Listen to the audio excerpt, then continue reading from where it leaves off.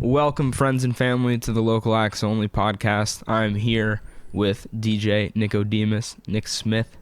Yes, sir. What's up? How you doing? I'm good, man. I'm good. Dude, we just did that set. That shit was gnarly. Cool. Yeah, that was good. That was a good time. I don't get to do stuff like that often, so that was definitely sick. We talked about that a little bit, not being able to do that. Yeah. It's a weird time right now, especially with like COVID going on and stuff like that. So yeah, I don't really get to DJ much other than in my my nice little studio in my house. Yeah. And in conjunction with that, like not always being able to play exactly what you want, remember? Yeah, no, stuff like that too. Like you're just trying to like cater to other people if I'm like DJing gigs or stuff like that, whether it's like someone else's party or out at a bar or something like that. You kind of just gotta play stuff that people want to hear, they want to hear, other than like the stuff that I actually want to play. It's like two different worlds. So yeah, one of the first things I wanted to talk about was like getting into different genres, like EDM or like country or metal, like one of the genres that aren't really as appreciated by everyone. Yeah. Well, so do you mean like DJing it, or maybe like making that kind of music? I mean, like, or listening to it mostly? Even listening to it, like I try to like keep my options available to everything. I like to not stay listening to EDM. Sometimes I'll listen to that if I'm working out, or if I'm just trying to find new songs for my sets. But then I'll listen to rap stuff. I'll listen to country. That just it'll brighten your horizon, or I don't know if that's the right term.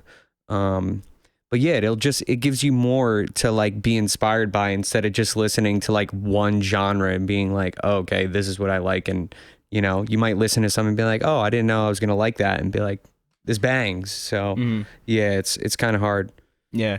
I could really like hear it in your music, the way that like it's very prevalent that you listen to a lot of different genres. Yeah. Like I could hear the influence. Like it's not like I can't compare you to anything really, because it's not like you listen to these three genres and like kind of make something similar that's your own to those. Yes. Like, I can tell with you that it's like all over the place in the best possible way. Yeah, that's pretty much like how it is and how I want it to be, because I'd see like artists like growing up being like complaining about, oh, I'm stuck doing this genre because all my fans like this. So when I first started putting out music, I was like, okay, I'm gonna do like this genre, then I'll switch it up and go this way. Sometimes I'll do like 2 or 3 like songs that are the same, but then I'll come out and I'll like put out a house tune, and people will be like, oh, like I didn't know like you make house. But it's like I make so much music that is like 75% of it is not released, just because I'm not like comfortable with it yet. But yeah, it all just comes down into my production. And some people will say like, oh, I could see like that's your style and stuff, which is cool, because over time like that's what you want, and you want people to realize that. But so I just try to listen to a bunch of different styles of music, so it all comes in, gives me some sort of inspiration or something like that. So yeah. So how did you like originally get into EDM? Was it like a concert you went to or something like that, or? Yeah, so actually funny story. Me and my older brother, he got me a ticket for my 16th birthday. I think it was my 16th birthday. And it was Flux Pavilion, Cookie Monster, Brown and Gammon. I don't know if he's still around, but was super underground and so sick. Yeah, I'm not familiar with him. Fun Case. Yeah, it was like the whole circus team. Damn, so it was them. Like a while back. Yeah, too, like right? I didn't even know like what EDM was until my brother was like, hey, I got these tickets. Let's go see the show. And I'm like, cool. Who is it? And he's like, oh, you know that song, like I Can't Stop? And I was like, yeah. And he's like, it's that guy. And he DJs and stuff. So I was like, all right, cool. Like, you know what? I'll wing it. So I listened to like a bunch of his songs throughout that week, like Gold Dust, just like a bunch of his classic songs, and then went to his show. And like, dude, I was blown away. Like it made me think, like I was in the crowd like, whoa, this is crazy. I don't know how he's switching from song to song. Like everything was so cool. Like the production, the stage, everything, just the whole entire night was amazing. And then a week later, I went and saw Skrillex and like Alvin Risk and a bunch of people. So then that was like the cherry on the ice cream. Like, okay, I want to learn how to like DJ and stuff.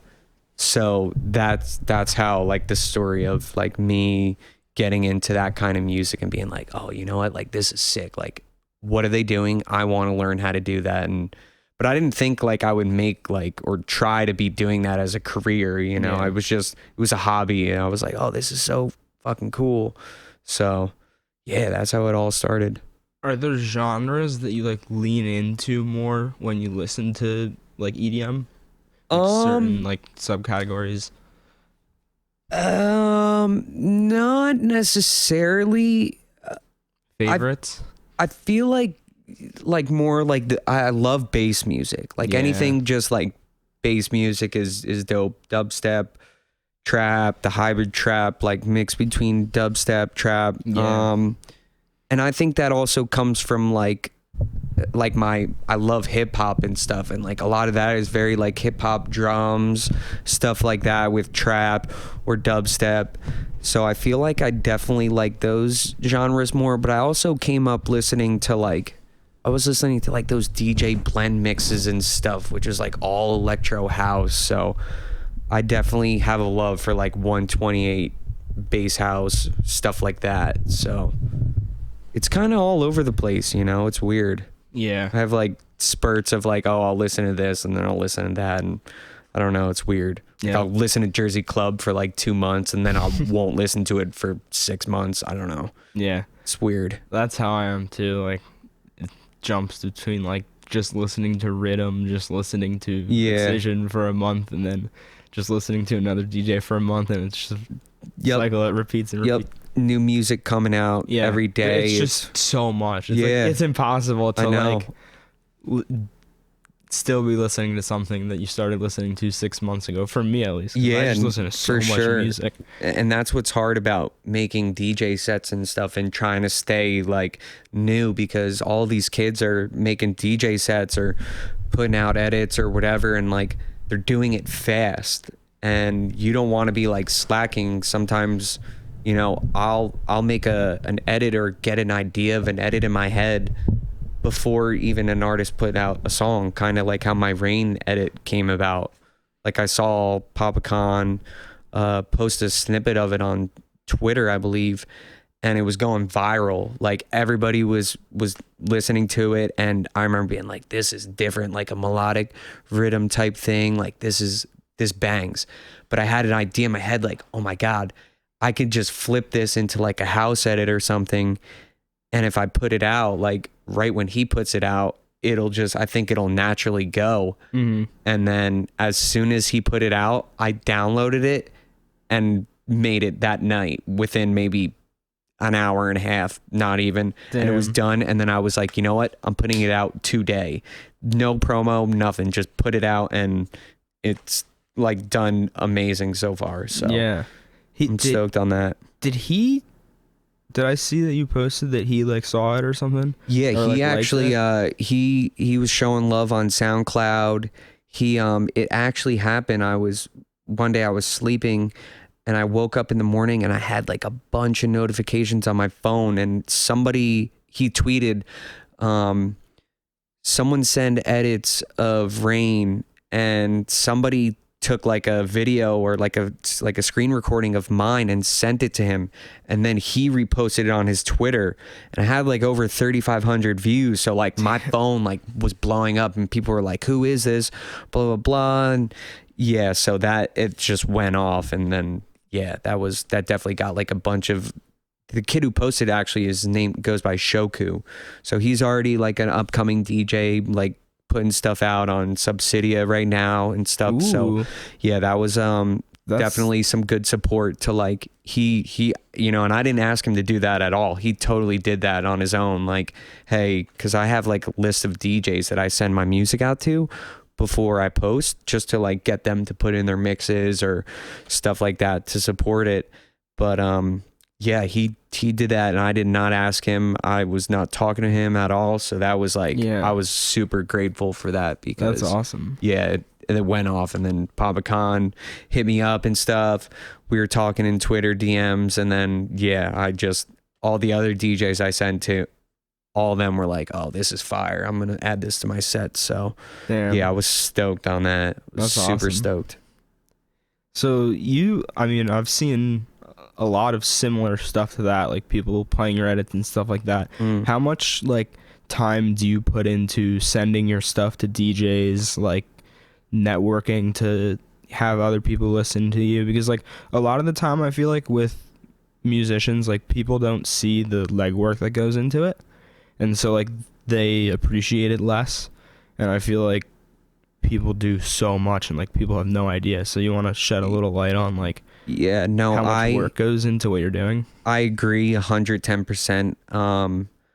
There's kids I know who make 1,000 times better music than I do, but they don't try to like do promo or nothing. They don't send it to anybody. They just think like, oh, I'm going to post it and it's going to go. But they don't understand that like hundreds and thousands of people are posting on YouTube, Spotify, Apple Music, SoundCloud, you name it. There's so much content going out that like you're just going to get lost. Like literally you just get lost in the sauce. And if you're not like doing, like you said, that legwork of like sending emails, like hitting up blogs, hitting up other DJs, like you're just going to get lost, and nobody's really gonna, not that no one's gonna care, but like they're not gonna try to like reach out. So like, dude, there's times where like I'll be on my SoundCloud and like I'll take like 4 or 5 hours out of my day and I'll just send my music to like, I'll go through like the original Song of Rain, I'll go through the likes of that on SoundCloud, and I'll fucking like email or DM people on SoundCloud like, hey, I saw you liked Rain, why don't you peep my edit? I think you might like it. And dude, sometimes you get people to be like, fuck off, and don't email me or message me again. Or sometimes you get people be like, this is sick, who are you, and why haven't I heard of you yet? So like I've definitely gained like a lot of people like, oh, this is dope or whatever. But like I said, I've had people be like, yo, fuck off, don't send me shit, which rightfully so, I get it. Sometimes I'll get stuff like that, but like it's also not really like copy and paste. Like I'll, like you want to talk to people like by their name and stuff like that. And like people like being acknowledged instead of just like, getting a song sent and then they reply and I don't answer. Like sometimes these people I'll fucking talk to for like months, or I'm still friends with now. So it's like, you got to do that legwork that, so if you don't want to do it, then you're just going to get surpassed by the next person who's trying just twice as much as you are. And that's a major thing. I tell all my friends, like, you think that like blogs or people are gonna post about your stuff, like sometimes you gotta like drop a couple bucks to like get your stuff out there and like have people post it, and like it will be worth it because more people are getting exposed to it instead of just you posting it on your Instagram or SoundCloud. And then once algorithms come out, like you're maybe getting a couple hundred views, which is really not worth it like at that point. So yeah, that's what I definitely think, that you need to, anybody who's posting music, you just need to send, get an email list. Like I have like a Google spreadsheet of every DJ's email, blogs emails, like you name it. And then I just send emails all day long, and you set a day aside, and and then, over the weeks, people will start replying and stuff. Some people will answer that day, but a lot of the bigger DJs that I send stuff to, they don't really check their promo emails like that. So you got to be like creative somehow. And sometimes I'll send like 5 different emails to like if I'm sending stuff to like 4B or stuff like that, it's hard to get in touch with those guys. So you hit them with like Twitter, SoundCloud, Instagram, email, dude. I'll send 4 different ways. So one of those ways, like they're bound to hear it, and something's got to stick. So yeah, that's pretty much that. I love that, because I feel like a lot of people kind of discredit that because they see people like promoting stuff in like comment sections and shit like that. Yeah. And they're like, fuck you, like get out of here or whatever. But like they're not thinking about the one person who isn't reacting the way they are and like will actually click on that or actually like I started listening to this kid, I think I'm gonna butcher his name, it's like Tanner like Peterson or something, and it was literally just that he DM'd me his music. He's from like Wisconsin or something, I forget. He like DM'd me his music and I was like, all right, I'll just look at it because like he said my name, I think, or he was like, hey, like start following you, and he like liked a couple of my pictures. And like people don't put enough effort into like kind of befriending people, because when you're friends with someone, you're so much more likely to support them. So if you're like being personal and like being yourself and like nice to people, then they're gonna be way more. Correct. 110%. And I remember when I was going to school at Icon, one of our classes was music business, and you know, we were learning stuff like that. Like people, they want to feel loved too. So people aren't just gonna like follow you and you know, you don't follow them back, they're gonna unfollow you because they're like, oh fuck this guy, like, you know, he follows this many people but he won't follow me back, so then I'm gonna hit unfollow. But if you're following everybody, like they like getting followed too, and then if they're messaging you or you're messaging them and like you're calling people by their first name. And I remember when I was going to school, like that was a thing, like when you speak to people, like just put their first name and they'll like 90% they'll answer if their first name is there instead of like, yo dude, because then they'll think it's like a copy and paste thing. But if you just put their name in there, they're like, oh wow, like this person's cool. And then if you talk to them and you become friends with them, yeah, they're 99% gonna support you. Like why not? It's like, this dude's so cool. But I've made a lot of friends that way, like some people I've never even met, some people I've made music with, stuff like that. You just, you know, you never know who people could be. And I've had like A&Rs or, you know, managers they follow me like, hey, I didn't know who you were and you're fire, like keep working and like we could possibly work in the future. You just make little stuff like that and it could really go a long way. So talk to people, really. Yeah. You got to be a personal person.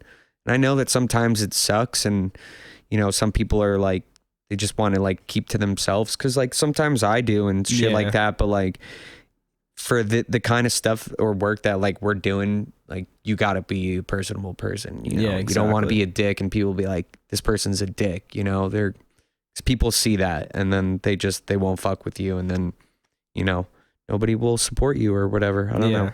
Exactly.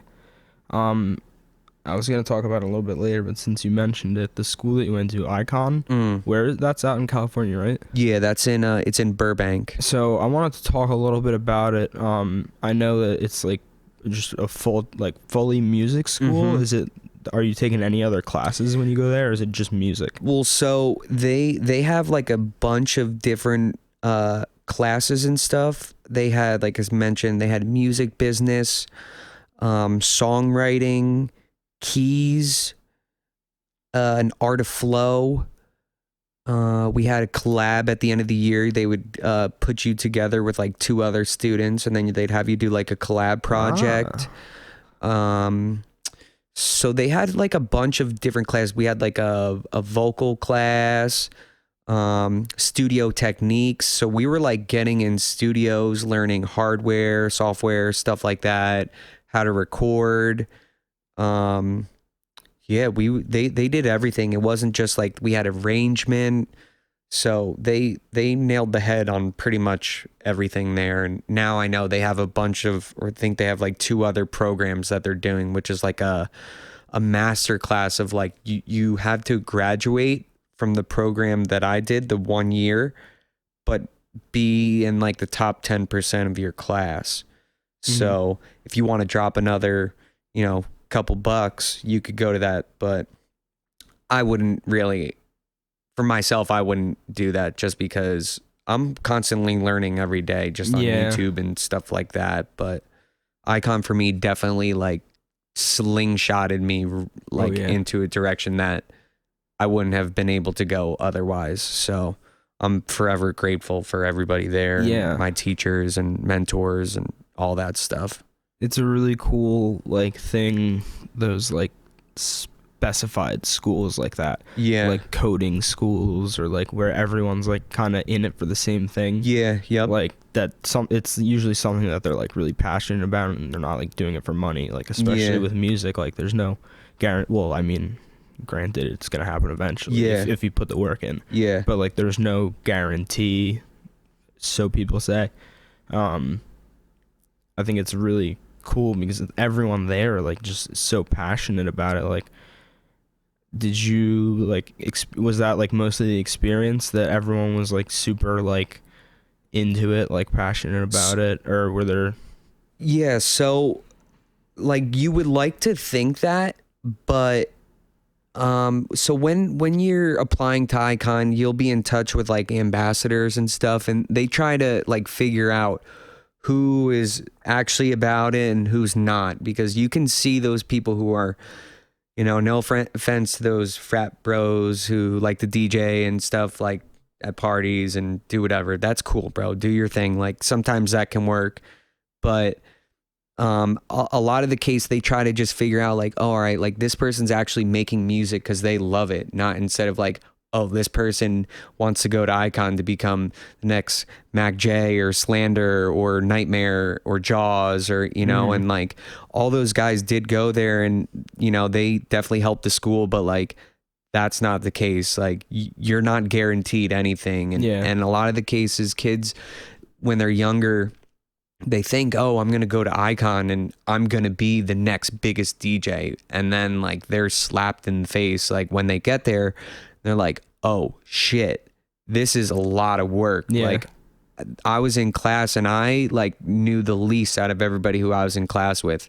Some of the kids who were in there were already touring and stuff with like Borgor. Like, Damn.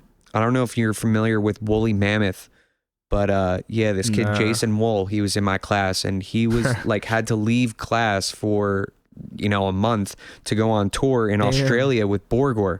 Like I'm in class like chilling and this kid's like on tour with Borgor, and I'm like, dude, what the hell? And the school was so cool about it because, you know, that's the kind of stuff we're doing. So they're like, was more than happy. Hey, you need to take off time. We can do this like online, whatever. Yeah. So he was doing that, and yeah, not just him. There was so many other kids who were killing it in my class that are still even killing it now. And yeah.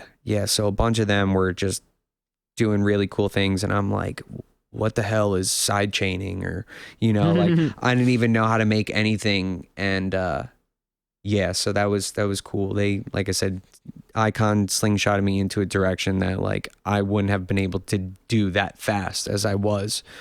But yeah, some people definitely didn't take it for granted, and Icon, they'll kick people out. There was like 18 kids in my class and only like 12 or 13 of us graduated. Damn. Yeah, so yeah. That's hardcore. They'll kick you out. The kid Jason, I don't know if he was kicked out or what, but he didn't graduate.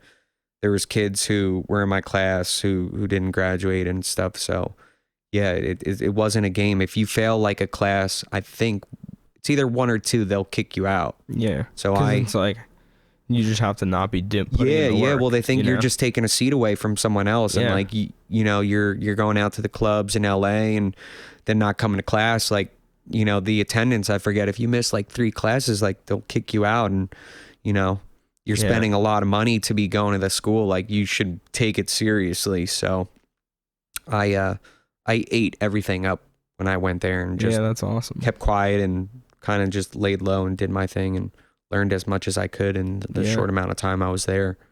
We could tell. Yeah, I was in LA for like 3.5 years, but the 1 year program was at Icon, but I was always there after, and you know, you stayed there after you went. Like, did you go there to go to Icon? Yeah. Or were you like there before Icon? No, so I moved out there to go to Icon, and they had linked me with my roommate Vince, who was from Colorado, who I didn't know. They linked us up, Icon, and we stayed across the street from Icon. So we just walked across the street every morning for school and stuff. And and then we just spent days there, literally every single day there. I would just be there eating it up, because then they'd have like after school classes that you could go to where like students would teach or stuff like that. Awesome. Yeah, and yeah, it was cool, man. It was That's definitely like a good time. True. I loved it. I wish I could go back. Yeah. It was a good time. That's awesome. So when you talk about when you started listening to EDM, when was it that you were like you wanted to make it? Was it around the same time you started listening to it, or did it come later?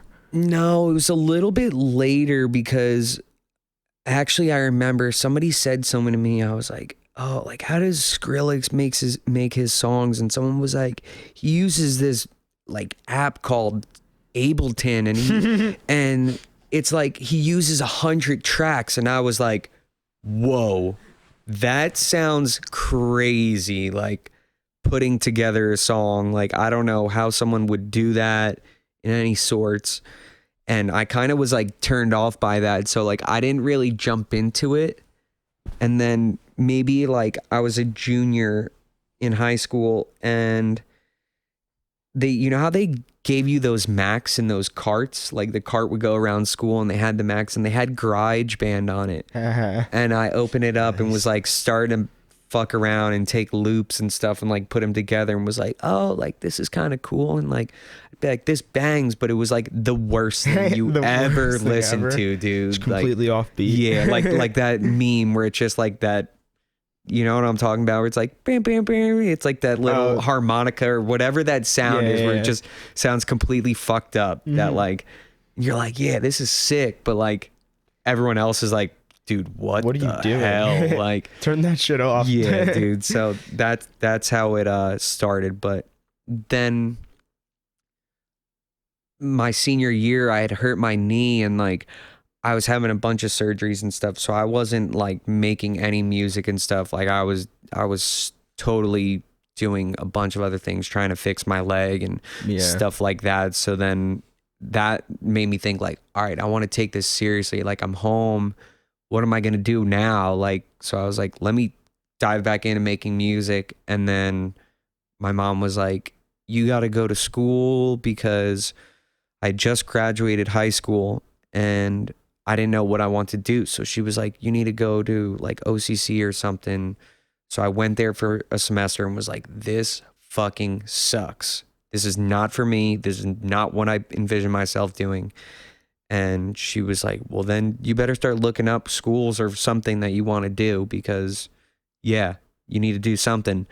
And so then, I knew about Icon and stuff. I was already looking them up and looked up some other schools. I think it was called like Dub Spot or something in New York City or Philly. That sounds gnarly. Yeah, Dub Spot. Yeah. And that's where I'm going. I actually had one of my teachers used to teach at the one in New York City, like that we were very, he ended up being one of my mentors, P-Lask. And he taught at Dub Spot, but those dudes were all dicks or something, and they all broke up, and he moved out to LA, and then got a job at Icon. But so I applied to a bunch of different music schools, and then was in touch with these guys at Icon, and then I applied, went out there to visit and stuff, did my interview. Then I got accepted like I don't know if it was 2 or 3 or 4 months later, but a couple months later. And then dude, I was like, fuck yeah, I'm sending it out to LA, and just fucking wung it out there. So, and how did your mom react when you said you were going to music school? Was she like into it at first, or did you have to like be like, no, this is what I want to do? I think she was. It's still kind of like foreign to her. Like, it's not like I don't really show her the stuff that I make. She'll see it from like going through my Instagram or stuff, but that's like a whole different ball game for like that whole generation. They don't like understand that like I make music on my computer and like can make like songs and stuff that could go, take me on tour and stuff, and eventually lead to me making money. They think like I need to get a white collar job where I'm working in an office or doing stuff like that, when that's like totally wasn't me. But I think she was just like okay, you're old enough to know that you don't want to go to school, but like you have to do something. So if you're really doing this music thing, you better fully go into it, which I totally wanted to do. And I don't think she knew like that I was this passionate about this. So yeah, once I graduated and stuff, she was like, oh, you know what? Like he's doing music and stuff. So now I think she gets it. That's awesome. Yeah. I had a similar situation with people wanted me to get a regular job. Yep. Like, and so I went to Stockton for 3 years. I think I have like a year and a half of credits because it was not for me just at all. Just not going to class stuff. Yeah, stuff like that. And so I just recently just dropped out and was like, all right, what am I going to do? And I was like sitting in my bed and I was like, oh, I should make local acts only. Is that a thing? And I like looked it up and it wasn't a thing. And I was like, I've been thinking about doing a podcast for like 3 years, like, or 2 years, 3 years, whatever. Like, made the Instagram and then like it was a thing the next week and we had the first episode recorded and I was like, all right, here we go. Sometimes you just got to do stuff like that. Now. Yeah. We, my friend Darius, he was on the second episode, he said sometimes you just got to hit the fuck it button. Just hit the fuck it button. Yep. And send it. Yep. That's what it is pretty much, or it comes down to. Yeah. If you told me that we would be sitting here like a year ago, I'd be like, what? Like, no way. Yeah. Like, yeah. Dude, no, for sure. And like, I love what you guys are doing because like you're giving everybody who's like around here in the local area, like, a chance to talk about how they got started or stuff like that. And it's cool because people definitely are interested in that, but like nobody out here is doing stuff like that. So, people don't understand that like you don't start at 100, like you start somewhere and then, dude, God knows where you'll be 1 year from now. Exactly. Like you might have your own studio, like crazy, like a whole setup, like on some Joe Rogan type shit. But exactly. Like, that's what I was saying. Like when we were when I was setting this up earlier, I was like it's a beautiful shit show. It's like a vibe like, though, exactly. Like this is like a vibe. Like, I love this. It's what it needs to be right now, and it's gonna grow into so much more. As soon as we like get some leverage. Yeah, no, but for sure. It's a journey. It's a great journey. It's crazy how much you can do with time. Like I used to waste so much time and like just watching like TV all the time, playing video games, like just doing shit that wasn't like getting me further in life. Yep. And so like when I was very unhappy then, and so like now I'm like very happy and satisfied with my life because I'm like fucking getting somewhere for the first time ever. Yeah. And so like whenever I am not productive, like if I don't work towards something for 2 days, like I'm not, like I'm just like going downhill. Yeah. Yeah, no, and I get that. It's insane like how much you could do with like a day if you just put time into things, like yep. It's really crazy. No, like, I agree. You can get where you are and like where we are and will be. It's really awesome. Yeah. I also like a note on that is I feel like there's not enough time in a day.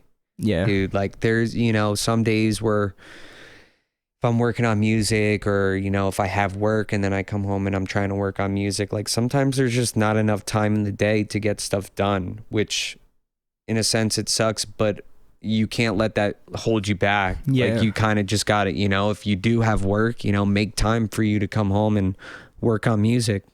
But yeah, sometimes it just feels like there's not enough time and like, oh, I need to do this now.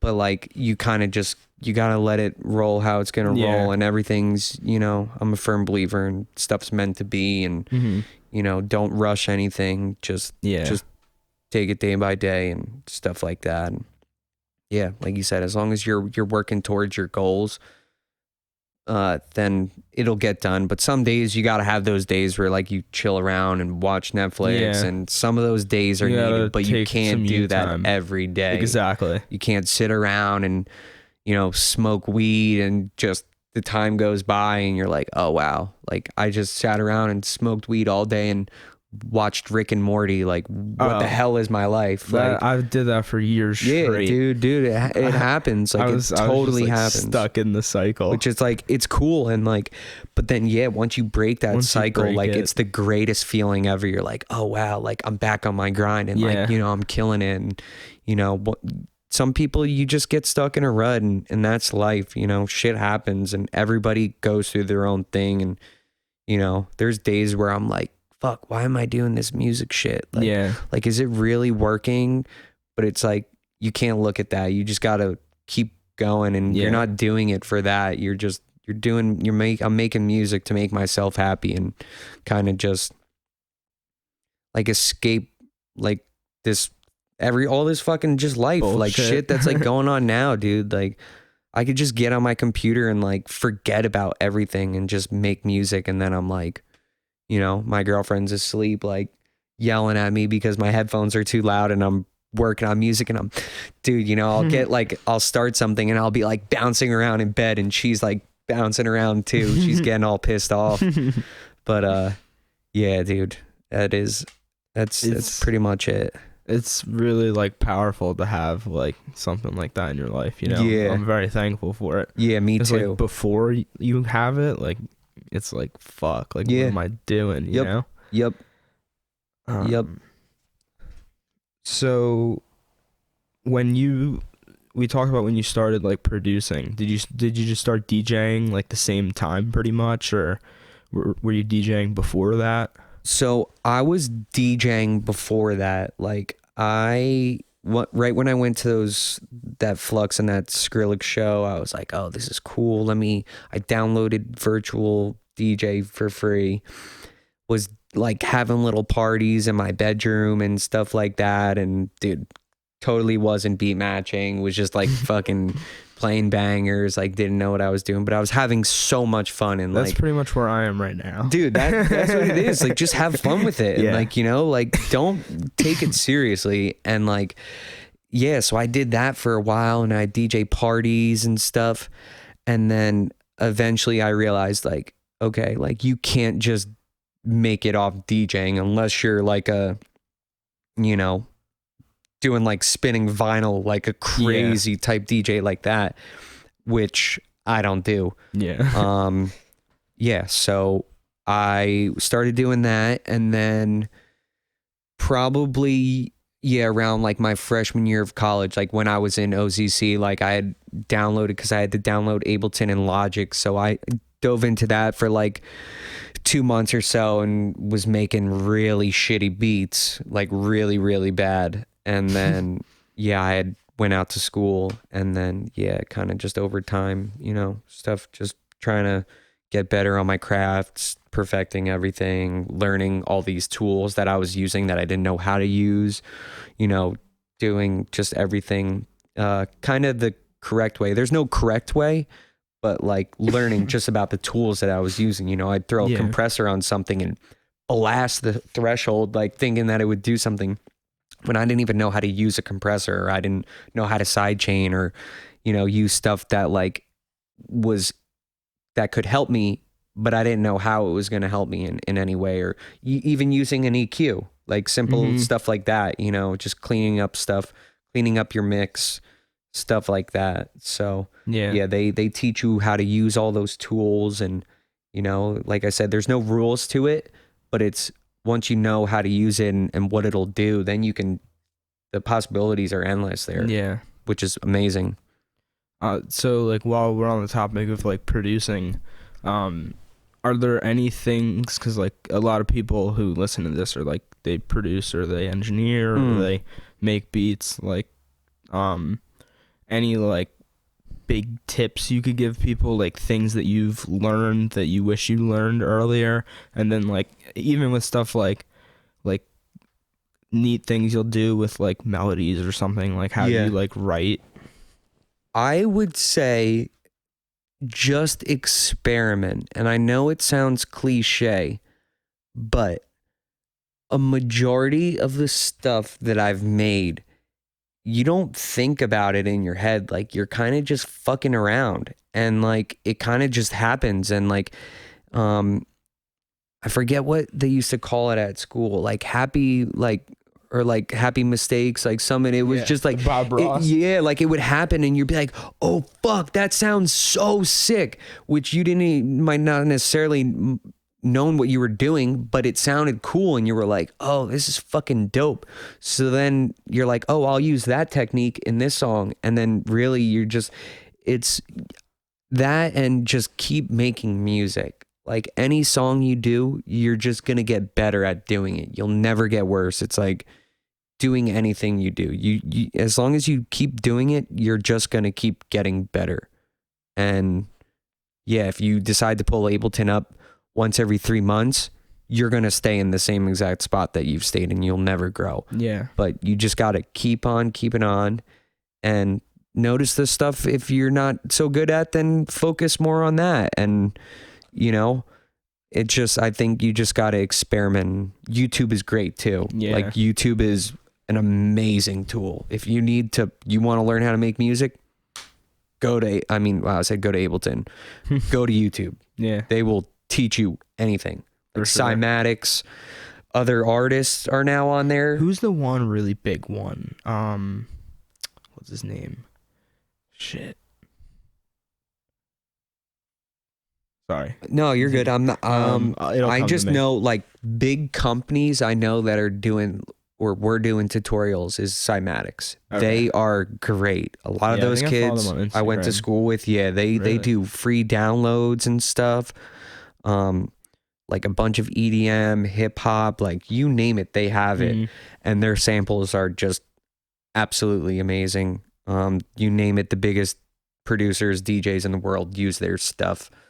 Really, really great stuff. But yeah, other artists now with like COVID are coming out with YouTube channels, like doing breakdowns of their Twitch songs stuff. and stuff, that's another ball game, because say 5 years ago, like when I was going to Icon, like people, like they don't want you to see what they're doing, because then they're scared that you're going to go past them. I think that's what I think in my head. Like, you know, DJs weren't showing their project files because they were scared, like, oh, like I'm not really doing anything that's too crazy.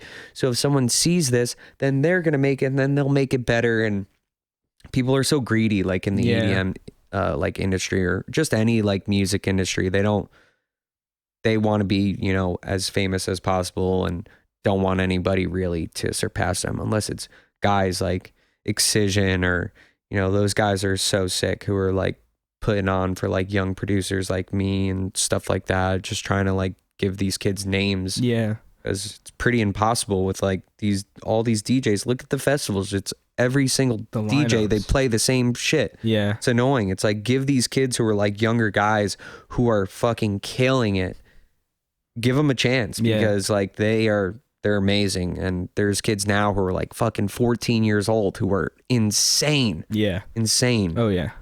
I actually went to Lost Lands, and like, because I just fucking love Excision. Like as a person, like he's just great. Like Jeff is so good. Like one of the most, I mean, I'd probably say one of the most like generous, like helpful in almost entire community. I mean, dubstep community easily. But so I was like, okay, like yeah, I want to go like see him. Like I saw him at Moonrise briefly, like half the set or something, because I went to see like, I don't know, some like fucking, I forget. But so I went, and my favorite thing about it was like the after shows. Like they had all like not like no name, but like less known DJs, and it was like so cool, because you're exposed to this completely new thing that you never heard, and you never would have heard if you just went to a festival that had like a bunch of headliners on it. Yep. Like I love those little like sound stages that places have and stuff like that. Yeah, like the side stages. Yeah. Could you think of any other like notable DJs that are like prevalent in the scene that do help out like Excision does? Like anyone?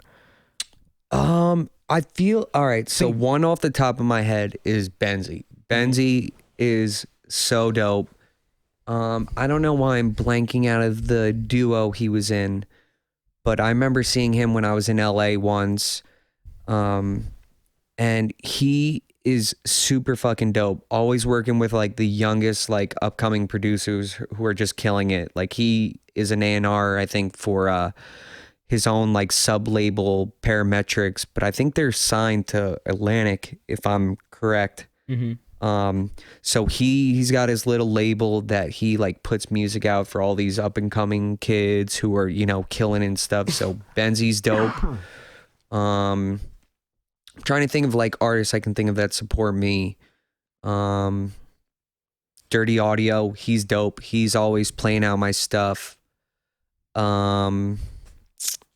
Some like big name Dirty Audio is not so big, but like he definitely is a pretty big DJ. Not compared to like Excision though. Excision's like a, you know, the god of dubstep. Yeah, dubstep god right there. He's dad. Who else? Like big I think name. Subtronics like does a lot like Subtronics just started his label. That is dope. Yeah. He's my favorite. He's DJ, dude, he's like, killing it. down. And I love that he's like an East Coast guy. Like that puts on for all of us. Yeah, for sure. Space Jesus too, you know him? Space Jesus. So I'm actually I just saw him at the Wakan thing they did where they do Camp Bisco. So funny about the Space Jesus thing. Oh, did I say Space Jesus? Yes. Oh, I meant sorry. Fucking Space. What's the other dude's name that he works? Liquid Stranger. Why did I say Space Stranger? Jesus? Yes. I'm not talking about Space Jesus. You know the stuff about Space Jesus. Yes, though, I know. Right? Space Jesus is a scumbag. I was referring to Liquid Stranger. I associate the two because Space Jesus was on. Yeah, on that tour. I might just cut that out, honhonestly. No, that's way too. No, you could leave that in. No, that's funny. No, fuck Space Jesus. Yeah, fuck Space Jesus. I don't want to talk about Bass Nectar either. Yep, Bass Nectar too. I don't listen to those guys. Suspect. That's sick.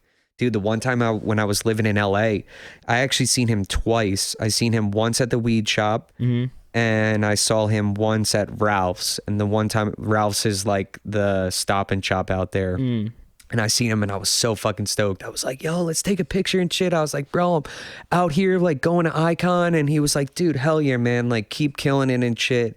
And then like 2 years later, that fucking shit came out. And I was like, you know what? Fuck this guy. Yeah, I was like, damn, dude. Like, it. and he used to like what it felt like he put on for younger artists, like bringing these guys on tour and shit. And then I heard about the stuff he was doing and I was like, whoa, man, like that's some fucked up shit. But yeah, like you said, I don't care about those guys. I don't listen to their stuff. Yeah, but no, they're irrelevant now. Yeah. Unfortunately, I mean, they were talented. I wish that they didn't do those things. Oh, but, you know, you can't. Dude, super like talented people, but yeah, you can't be a scumbag and then expect people to support you after that. Like it's not a good look. And even with Datsik, like I remember seeing his like 2 shit apologies and he completely did it the wrong way. And I don't know. It's a shame because Space Jesus and Bass Nectar shit the bed on theirs too, dude. Yep. But the sad thing is though, like people will still support Bass Nectar, and that dude, like it's crazy. Like he's got a whole cult. Like, yeah, no, he really does. Granted, it was like, okay, his is bad, and he's a fucking creep, right? Yeah. But I don't think it was on the level of Datsik or Space Jesus, but still like way past where it should be whatsoever. Yeah, of course. So I kind of understand because like the dedication that fan base has, it's almost like a little like scary. Yeah, no, for sure. It's like the Taylor Swift fans. I think that like Space Jesus and like Datsik, like I think they're just like, I don't think anyone's fucking with them really. No, like nope.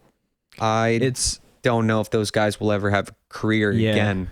I'll try probably like to have like a little alias and have no one know about it. Yeah, but the internet is like the fucking FBI.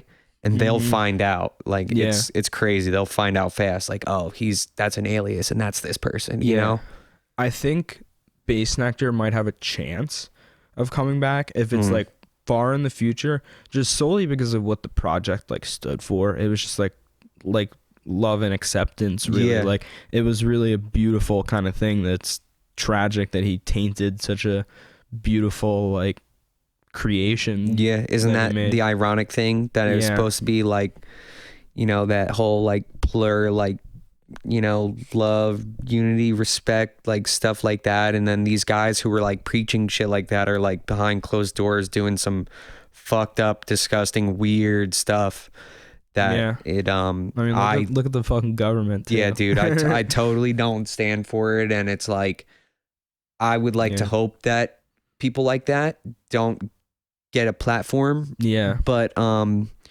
yeah, like I said, those Base Nectar people, like, dude, I know people with like tattoos of his logo and stuff, and I'm like, damn, that sucks. Like, you got that on you, but like, they're just, they love him, dude. Yeah, that's what makes me skeptical, because like there's a few like artists that I would get tattoos on me just because like they like changed who I was, you know, like inspired me on a whole nother level. Like Alice in Wonderland, like I would get like something of hers on me, or like I want to get, you know, have you seen, I'm assuming you've seen Excision. So I've actually never seen him live. Okay, yeah, I've seen him like live sets on my computer, but never at a show. You know the song Home? He plays it like all the fucking time. I think so, the Spaghetti remix. Yeah. There's like the robot. Yes, like, like is stomping on the ground. I kind of want to like get that. Like, I think that'd be sick. That would be sick. Yeah. I have but like, but at the same time, it's like that, which is Dog Blood's logo. That's fucking sick. Yeah, I thought that whole like concept was sick, and him and or Skrillex and Boys Noise, like, dude, they're super dope. They'll do like their 1 or 2 sets a year. But yeah, I remember hearing Skrillex talk about it once, and he was like, "Oh, like Dog Blood is like this is my brother's, like I'll die, like I'll take blood for my dogs." And I was like, yo, like that's fire, you know what? And the logo of it, I was like, dude, one day I'm gonna get that tattooed. And then I just was like, you know what, fuck it, I'm doing it, and then did it. That's great. Yeah, I love that. So like talking about Skrillex, and we talked about a few other artists, are there like ones that stand out to you? Like I said, like Excision, Alice in Wonderland. Like, are there specific people that you saw and you were like this? Like, I remember I think I cried at a Blouse set once because it was just like so incredible and beautiful, and I granted was under the influence of some substances, drugs, but stuff like that. Still, it was very beautiful, and I don't normally cry on. So Dylan Francis, 110%. He's awesome, just all around awesome. I love that dude. He's fucking hilarious. He's so funny. Did you see the ladder thing that they did? Where they're like, if you have a ladder, you can get in anywhere, and they just like went around with a ladder. Yeah, dude, that was so funny. That was hilarious. He's like a really funny guy, dude. He's just, and he nails that too, because you know that's a whole different discussion of like marketing and stuff like that. But his marketing game is untouchable point. Probably the best. Yeah, like, who has better? Nah, he's just so funny, and that dude, he could be a comedian. He could go fucking tour as a comedian if he wanted to. Like, he's that funny. And yeah, dude, I would say him. I've seen him probably like 2 or 3 times. Once I saw him at Soundgarden. That was super dope. I think the one time I'm thinking of though was at, I don't know if you've been to Terminal 5.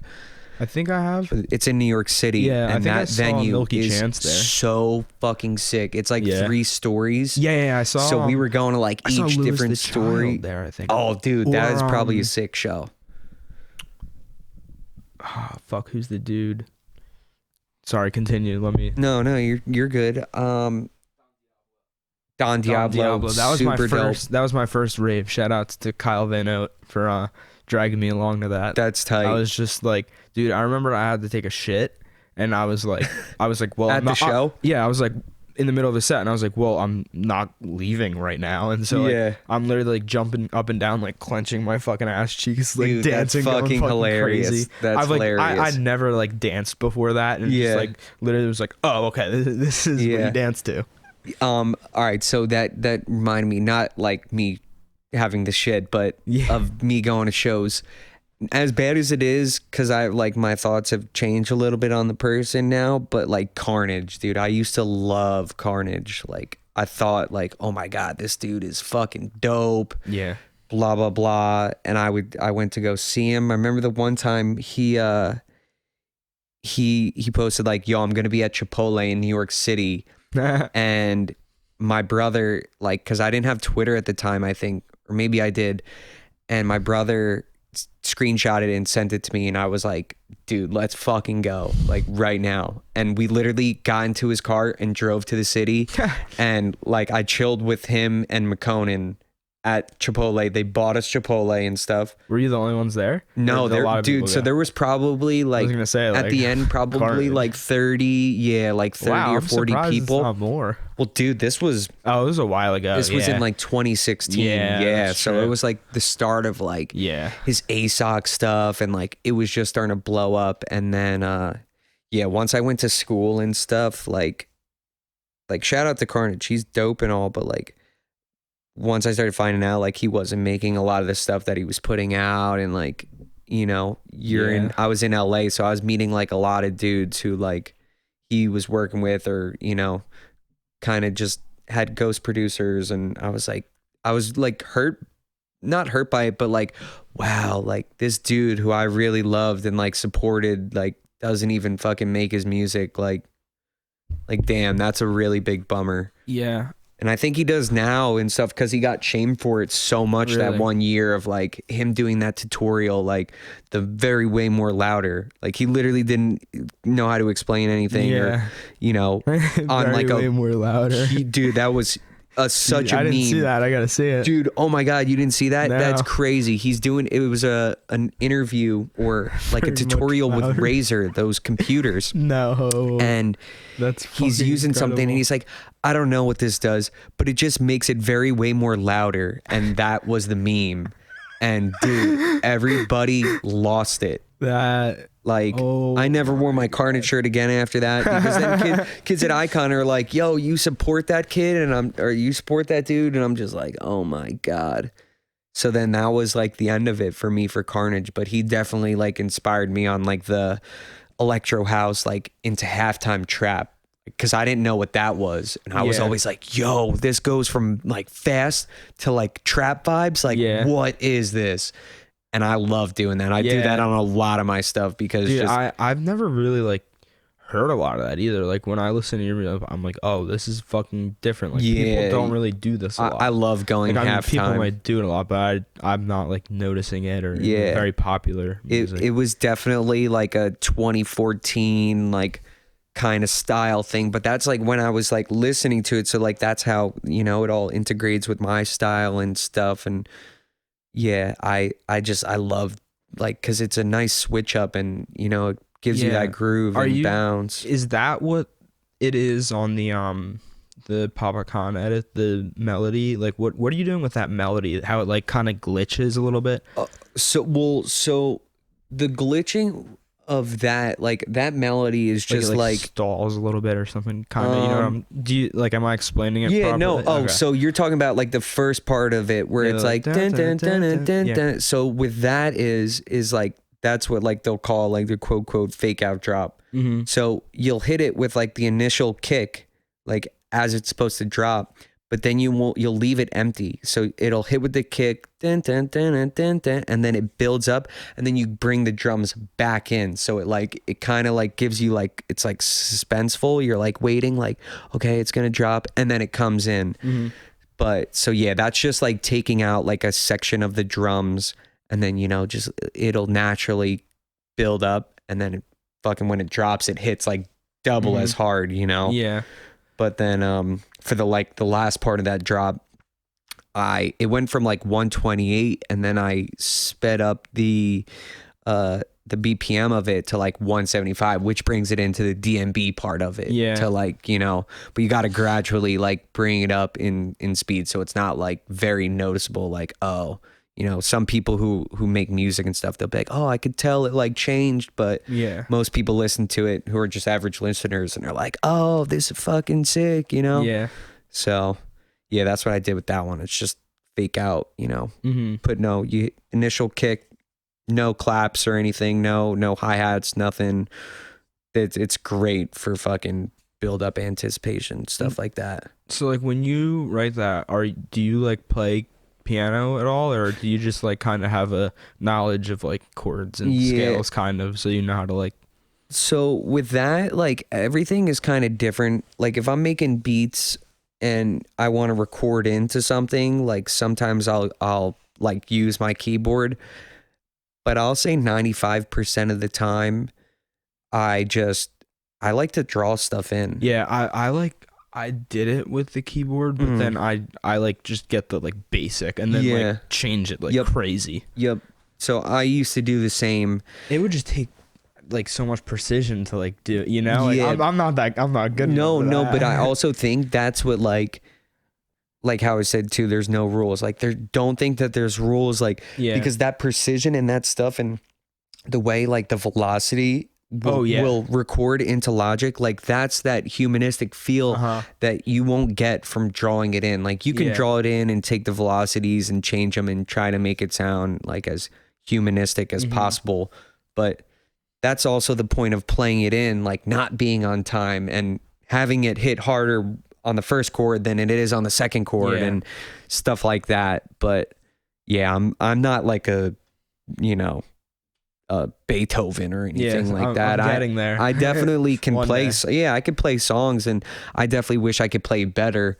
But yeah, I also don't like spend my time like, oh, I'm gonna learn how to play this song today or such. I just draw it in on Ableton or stuff like that. I do a lot of resampling, stuff like that. Just taking sounds, resampling them, adding plugins, trying to affect it. Stuff like that. So you do play a little piano. When did you like start that? Was that like before you started making music, or was that something where you were like, oh, I'm making music, I should probably have a basic idea of how to do this? So that was all Icon. We had my keys class, and awesome. I had keys 1 and 2. Dude, it was awesome. You think, but like, I didn't know how to play. Yeah. And you'd have your homework and we'd have quizzes and tests. And for like the homework, quizzes and tests, like you had to go up in front of the class and like play whatever song or whatever it was, or do whatever scale you're playing. So that's how I learned like all my scales and stuff. And then then once it was like song or keys 2, like we were playing songs, and dude, oh my god, my anxiety would be so bad the morning of, like I'd be like thinking I'm gonna throw up, like, oh my god, I have to play in front of my peers, like, but everybody felt that way. And then once you were done, you were like, you know what, like I fucking nailed it. And it was like the greatest feeling ever, but terrifying in a sense that you're playing in like a room full of all these kids who make music who you kind of just feel judged in a sense. When you were doing that, how much time were you like putting in every day to practice? Like, were you doing it every day, not every day? Like, what was your routine? So the first, because it was 2 semesters of it, so my first 6 months, or I would say my whole first year, I was playing either every day or every other day. Like, because I had to learn my homeworks and stuff, and my homework was, playing the songs that you don't learn that in 30 minutes or an hour. If you do learn it in 30 minutes or an hour, you're not going to get it precise. And like, that's what you'd be graded on, like precision, like, hitting all the correct chords, like making sure the melody and like your chords are all like in sync, everything. We'd have to play with like the tempo on it too. So there'd be like sometimes drums and stuff. So it was like I was playing in a band, which was cool as hell, that I loved. But yeah, let's say I was probably playing realistically like every other day, but probably for like 4 to 5 to 6 hours. Damn. Because you have to like get it like on point, or I would do that for 4 or 5, 6 hours. And then the morning before the test, like I would have class from 9 to 4, and I would do it from like 6:30 or 7 to like 8:30 practicing. Or I would go to Icon as soon as they would open and would be like chilling in the hallway, like playing it, just trying to like get it good. So I wasn't anxious, because dude, my hands would be fucking shaking. And then as soon as you're on, like you just play and you don't even think about it. Your fingers are just moving. So yeah, I haven't played like that though in 2 or 3 years at least. Do you still like practice it much or?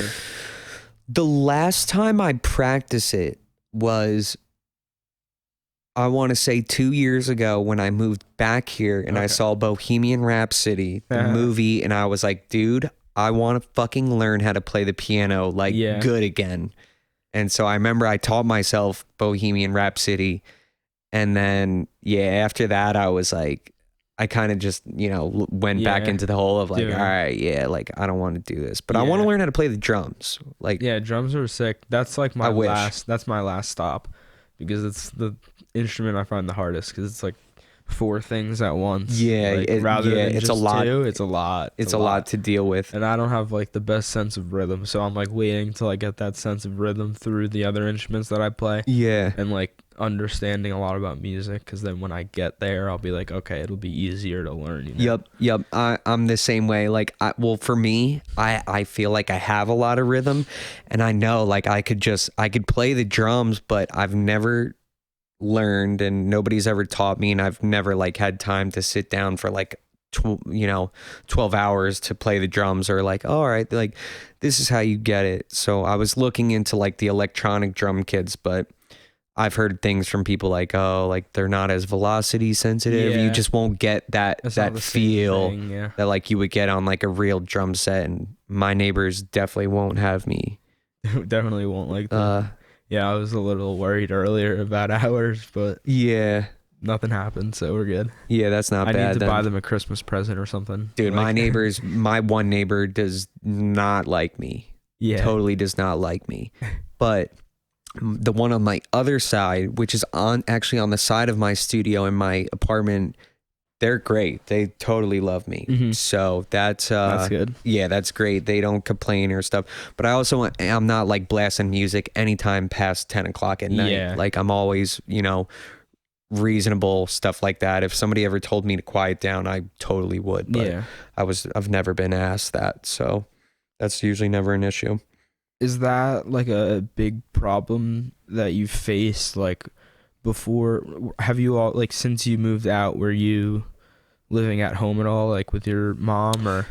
So after I went to Icon, I lived on my own. So I was like 19 when I moved out to Cali. So I was on my own ever since then.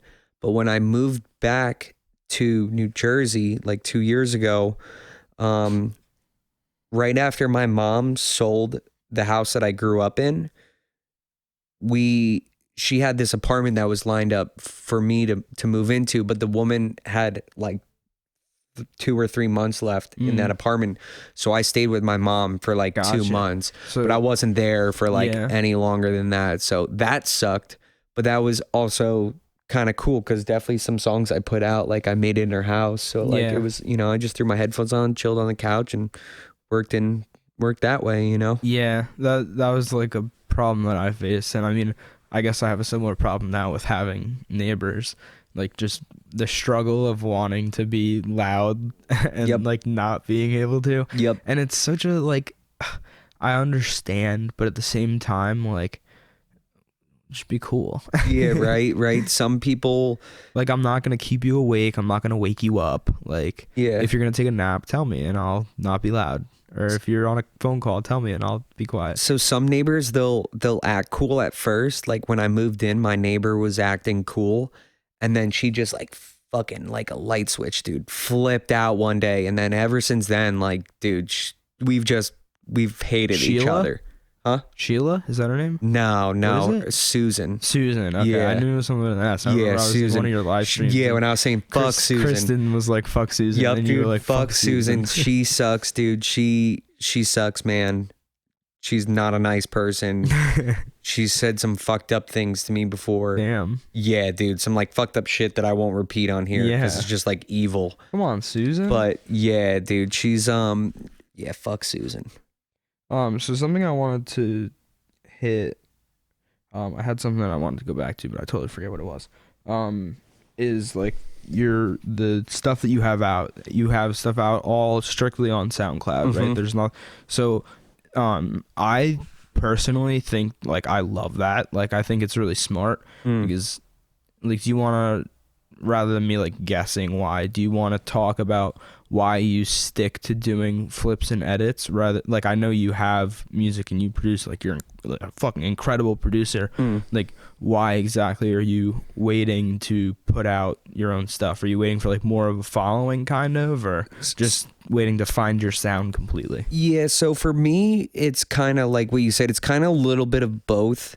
Like some days I'm happy, like I'll have like original tunes where I'm like one day I'm just gonna fucking put that out. But then I'm like a couple, 2 or 3 months will go by and I'll listen to it. I'm like, oh, like that's not how I'm feeling now. And I'm like, so if I release that, like I don't know if I'd necessarily be happy. And I remember when I was like just starting to like get okay with like, all right, I'm making stuff like, and I kind of like this. Crank That, I don't know if you're familiar with him. He was like he was doing a lot of flips and just edits, like strictly that, no original music. And what's that? And he was like, I want to do this because I want to build my following up and like keep getting more followers. You do the free downloads, people will follow you and they get the download. Yeah. And so I'm doing those gates, and I was like, I kind of just took that approach and was like, you know what? Like, that's not a bad idea. Like, you get these edits that like DJs will play out, because someone's not going to click on, not that someone won't click on your song that says, Nicodemus, whatever name of the song, original mix. But if they see a song that they already like, somebody remixed it or edit or a flip, they're more likely to click on that than somebody they don't know whose name it is. So it is it's definitely like a little kind of like a blessing in disguise, I guess, just for me to be, what, SoundCloud lets me upload most of the edits I've made. Sometimes I'll have a problem like getting stuff up, but I'll figure a way out to get it on there. And so I just was like, you know what, let me just do this, get people to hear these songs. Like I know they like these songs, so let me remix it and try to, put my spin on it and see, if it works. And it's also stuff that I make where I'm like, oh, I would play this out if I was playing a show. So like, I also just make whatever makes me happy. And if people like it too, like that's great. But if not, sometimes it doesn't stick, and you're not looking at that release. Once you put that out, just keep going. Like, leave that in the dust. Just keep on going. And that's like how I am about the podcast too. And that's why, like, when you said like, is there anything specific you guys want to hear? I was like, absolutely not. Like I want to hear you do your thing. Yeah. Yeah. And you fucking did it.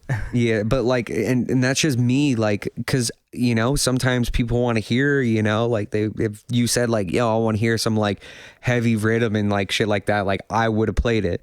But if once I go into my own thing, like then I can play anything. Yeah. But stuff like sometimes, people want to hear what they want to hear, and I'll just try to cater to what they want. So I don't know. It's kind of, it's good, but then it's not at the same time. Is that like, I know we talked about it earlier. I'm forgetting if we talked about it before. I think we touched on it like before and during a little bit, but like, does that hold you back a lot? Like mentally, like, does it like put you in kind of like a bad place where you're like, I'm playing stuff I don't want to play, like I don't want to do this, like, or are you like solidified and I'm just doing this so they like listen to me and fuck with me and then they'll play the other stuff? Like, is that something you struggle with, or is it like no, like I need to do this and I'm gonna do it? No, in a sense, yeah. Like, you just, because I feel like I try to be like a people pleaser, and I try to like make everybody happy. So like, I try to hit all sorts of genres and stuff. If I'm putting out a mix, I don't want to put something too heavy out where it scares people away, but I don't want to go too light to where like, the people who fuck with me and like my bass music and shit, like they're going to be like, dude, I don't want to listen to some like, house music and stuff like that.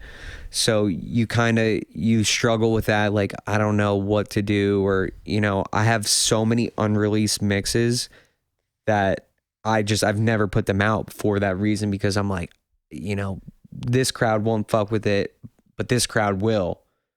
So I don't know what to do. And then, yeah, so it does kind of affect you, I guess. But then there's times where I'm just like, you know what? Fuck it. Like, I'm going to put out a D&B flip, and people don't fuck with drum and bass, but I do. So I'm going to put it out. Or I'm going to put out a Jersey club too. I'm happy you do it, you know? Dude, yeah. Like, I remember when I was going to Icon and stuff, like, people were like, oh, you're from Jersey, like, what, you make Jersey club? And at the time I didn't. I was like, no, I don't make Jersey club. And then one day I just made like a Jersey club song, and I was like, dude, this fucking, like, I love like the like bounce and stuff of it. Like, this is fire.